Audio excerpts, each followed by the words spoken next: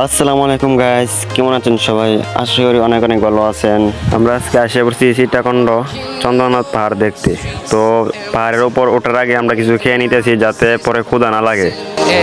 I'm getting stronger, step by step. The clock is ticking, but there's no time for. তো দেন আমরা হাঁটা শুরু করে দিলাম, পাহাড়ের উপর উঠতেছি। আজকে আপনারা দেখবেন সীতাকুণ্ডের পাহাড়, চন্দ্রনাথ পাহাড় এবং আরও অনেক কিছু জানবেন। তো ভিডিওটা না টেনে শেষ পর্যন্ত দেখেন।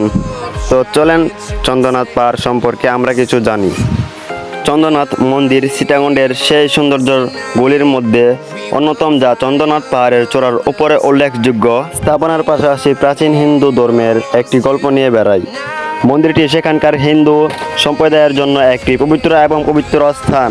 তবে চন্দ্রনাথ পাহাড়ের চূড়ায় প্রতিষ্ঠিত হওয়ার কারণে বিভিন্ন ধর্মের লোকেরা এটি দেখতে আসে। চন্দ্রনাথ পাহাড় এর অবস্থান সীতাকুণ্ড বাজার থেকে মাত্র 4 কিলোমিটার পূর্ব দিকে। চন্দ্রনাথ পাহাড় মিরসরাই রেঞ্জ এর একটি পাহাড়, আর এই চন্দ্রনাথ পাহাড়ের চূড়ায় চন্দ্রনাথ মন্দির অবস্থিত। এর পাশাপাশি আরও অনেক মন্দির আছে এই এলাকায়। জনশ্রুতি রয়েছে যে নেপালের এক রাজা ঘুমের মধ্যে পৃথিবীর 5 স্থানে শিব মন্দির স্থাপনের আদেশ পান। স্বপ্নে আদেশ পেয়ে নেপালের সেই রাজা পৃথিবীর 5 স্থানে 5টি শিব মন্দির স্থাপন করেন। এগুলো হলো নেপালের পশুপতিনাথ, কাশীতে বিশ্বনাথ, পাকিস্তানের ভূতনাথ, মহেশখালীর আদিনাথ এবং সীতাকুণ্ডের চন্দ্রনাথ মন্দির। প্রাচীন ধর্মগ্রন্থ ও ইতিহাস ঘাটলে জানা যায়, প্রাচীনকালে এখানে মহামুনি ভার্গব বসবাস করতেন। অযোধ্যার রাজা দশরথের পুত্র রামচন্দ্র তার বনবাসের সময় এখানে এসেছিলেন। মহামুনি ভার্গব তারা আসবেন জানতে পেরে তাদের সন্তানের জন্য 3টি খণ্ড সৃষ্টি করেন এবং রামচন্দ্রের এখানে ভ্রমণকালে তার শ্রী শ্রীতা এই কুণ্ডে স্নান করেন। এই কারণেই এলাকার নাম সীতাকুণ্ড বলে অনেকে ধারণা করেন। নবপ্রস্তর যুগের দিকে সীতাকুণ্ডের মানুষের বসবাস শুরু করা হয় বলে ধারণা করা হচ্ছে। এখান থেকে আবিষ্কৃত প্রস্তর যুগের আসামীয় জনগোষ্ঠীর হাতিয়ারগুলো তারই সাক্ষ্য বহন করেন। 1886 সালের দিকে এখান থেকে নবপ্রস্তর যুগের অশ্রীভূত কাঠের তৈরি হাতিয়ার পাওয়া যায় বলে ভারতীয় পুরাতত্ত্ববিদ রাখাল দাস বন্দ্যোপাধ্যায় তার বইয়ে বাংলার ইতিহাস প্রথম সংখ্যা 1914 সালে উল্লেখ করেন। 1917 সালের দিকে ব্রিটিশ নৃত্যবিদ। তো ফাঁক দিয়ে একটা কথা বলে নেই, আমাদের সাথে আছে প্রায় 16-17 জন, আরও অনেক মানুষই এখানে আছে। তো যেটা বলতেছিলাম যে ক্রোগিং ব্রাউন প্রাগৈতিহাসিক যুগের কিছু কেল্ট এবং প্রচুর পরিমাণে নুড়ি পাথর আবিষ্কার করেন। তবে এগুলো প্রাগৈতিহাসিক কোনো স্থাপনা বা অস্ত্র তৈরির কাজে ব্যবহার হতো কিনা এবং কোনো সময়কার তা প্রত্নতত্ত্ববিদরা সঠিকভাবে জানাতে পারেননি। তবে 6ম ও 7ম শতাব্দী দিকে চট্টগ্রাম অঞ্চল আরাকান রাজ্যের অন্তর্ভুক্ত ছিল। পরবর্তী শতাব্দীতে এই অঞ্চল পাল সম্রাট ধর্মপাল দ্বারা 770 ও 810 খ্রিস্টাব্দে শাসিত হয়।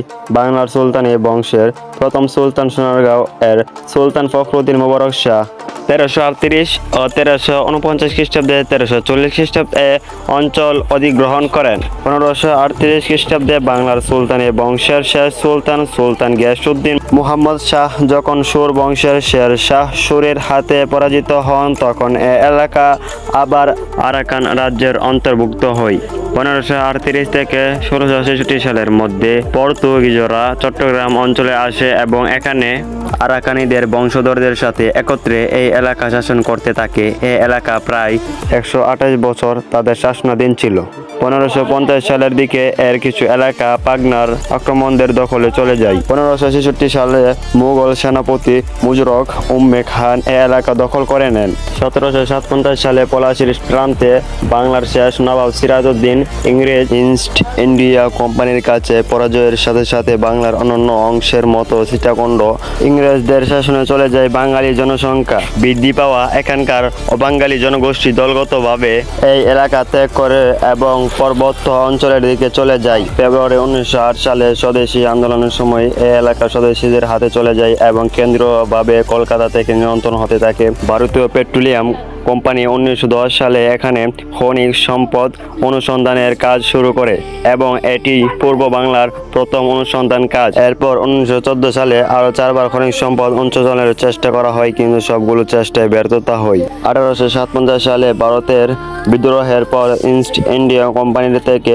ইংরেজ কেন্দ্রীয় সরকার এই এলাকার শাসনভার নেয়। আর 1947 সালে যখন ব্রিটিশ সরকার যখন ভারত উপমহাদেশকে ভারত পাকিস্তান দুটো দেশে ভাগ করে স্বাধীন করে দেয়, তখন এই এলাকা পূর্ব পাকিস্তান নামে পরিচিত লাভ করে। 1964 সালে এখানে শিপ ব্রেকিং পিরিয়ডের যাত্রা শুরু হয়। ফৌজদার হাটের উপকূলবর্তী এলাকায় এমবি এলপাইন নামে 20,000 মেট্রিক টনের একটি জাহাজ কাটার মাধ্যমে চট্টগ্রাম ইস্পাত হাউস নামে প্রতিষ্ঠান যাত্রা শুরু করে।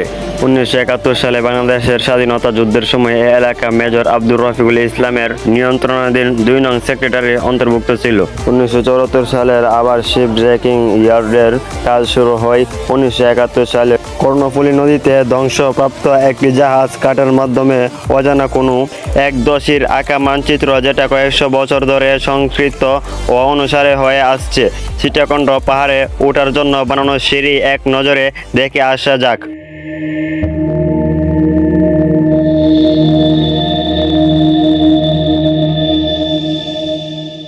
বেশকুণ্ডের পশ্চিম পারে এবং ভৈরব মন্দিরের বাম পাশে একটি বিশাল বট বৃক্ষ আছে। এটি অক্ষয় বট নামে পরিচিত। অন্নপূর্ণা এবং বিঞ্চু মন্দির স্বয়ম্ভূনাথ মন্দিরের উত্তর পাশে অন্নপূর্ণা ও বিঞ্চু মন্দির অবস্থিত। এখানে দেবী অন্নপূর্ণা এবং ভগবান বিঞ্চুর মূর্তি আছে। এখানে সারা বছর ধরে প্রতিদিন পূজা হয়।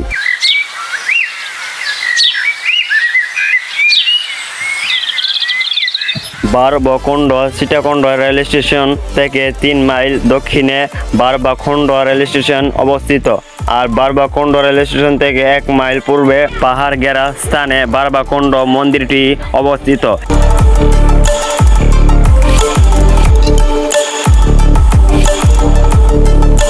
এর উত্তর পাশে বাসিকুণ্ড এবং এর পাশে রয়েছে কালভৈরব মন্দির।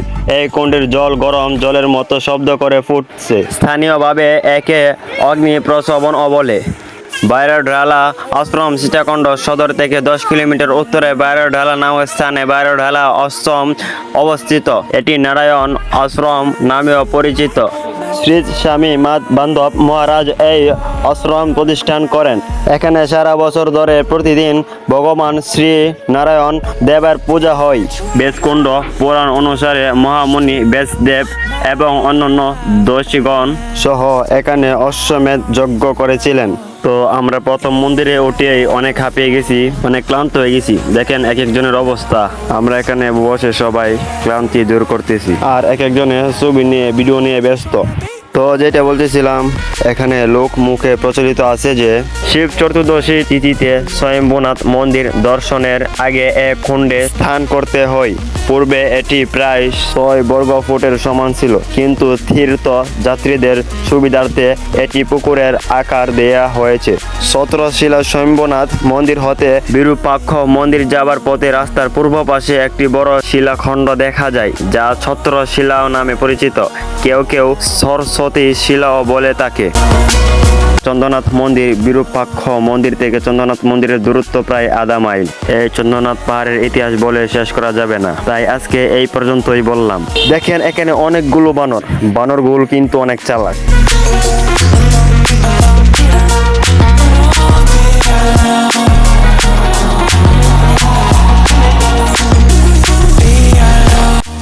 অবশেষে আমরা সর্বোচ্চ উপরে উঠে পড়লাম, বড় পাহাড়ে উঠে পড়লাম।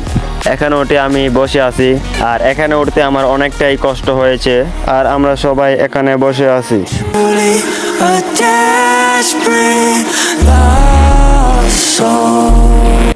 তো দেন এখানে আমরা ঘোরাঘুরি করে নেমে পড়তেছি।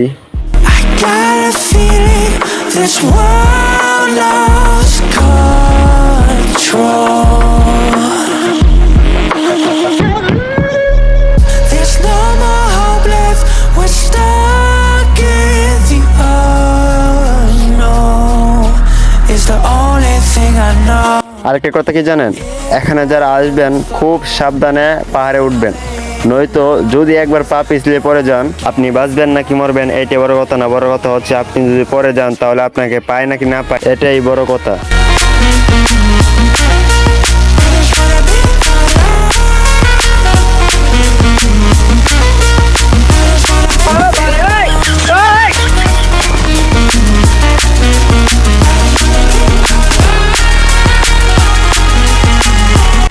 দেন আস্তে আস্তে নামতাছি, খুব সাবধানে নামতেছি।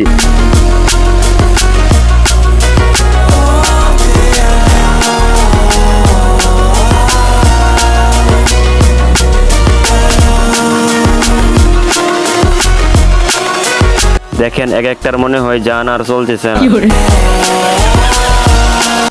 দেখেন কি মারাত্মক জায়গা।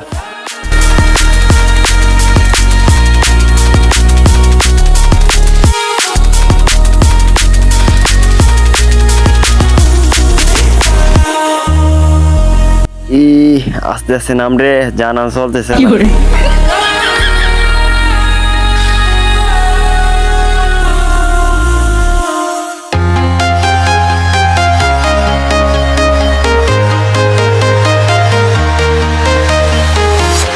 I'm walking alone, the streets are empty. The only thing I can see is my own silhouette. I'm getting stronger, step by step. The clock is ticking, but there's no time for me. I've been flying from town to town, from London to Taiwan. I've been all around the globe trying to protect your soul. We are heroes tonight. We will fly above the sky. We are heroes tonight. Yeah. We are heroes tonight. We will fly above. এখানে এসে দেখি কিছু মানুষ বসে আছে। আমরা তাদের সাথে একটু বসলাম, কারণ আমাদেরও হাঁটতে হাঁটতে পা অনেক ব্যথা হয়ে গেছে।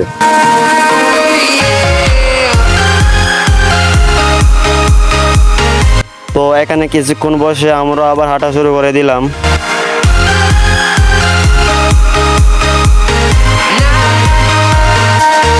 দেখেন এক একটারে শয়তান কিভাবে লারে। Dynamite, ready to explode right up in the sky. I need you to. তো আমরা ঘোরাঘুরি করে সীতাকুণ্ড বাজারে একটা হোটেলের মধ্যে ঢুকে পড়লাম। তো আমরা খাবারের জন্য অপেক্ষা করতেছি। খাবার আসার পর সবাই খাওয়া দাওয়া করতেছে ভালো করেই। ভাগ না খাওয়ান, এটা বুড়া খাবো। রুমের ভাড়া দিছি না আমরা। All around the globe try. তো আমরা খাওয়া দাওয়া করে বের হয়ে গেলাম আবারও। We are heroes tonight. আমরা এখন যাচ্ছি গুলিয়াখালী সমুদ্র সৈকত সীতাকুণ্ড। আমরা ওইখানে গিয়ে স্নান করব। Heroes tonight. Yeah. We are heroes tonight. We will fly above. তো আমরা এখানে এসে পড়লাম। এই জায়গার ভিউটা অনেক সুন্দর। এই জায়গায় এখন মানুষ কম, কিছুক্ষণ পর আরো অনেক মানুষ আসবে।